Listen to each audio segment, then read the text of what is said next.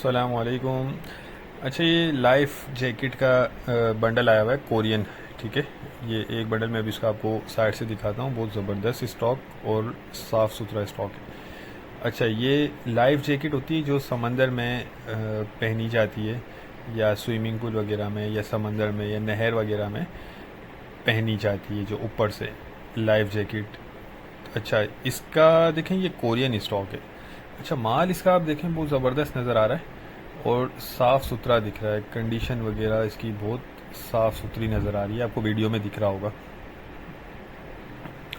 और क्वालिटी भी बहुत ज़बरदस्त है, कोरियन है, इंपोर्टेड है बाहर का। बाकी देखिए, प्री लव्ड है, ये इस्तेमाल वाला है, न्यू नहीं है।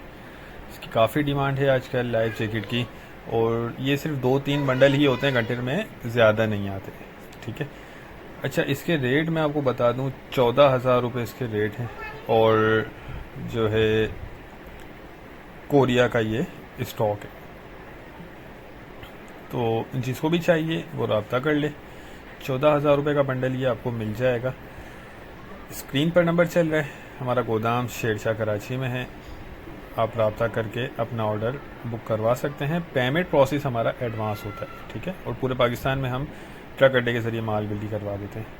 ये देख लें, सारा रंगीन माल, कलरफुल स्टॉक।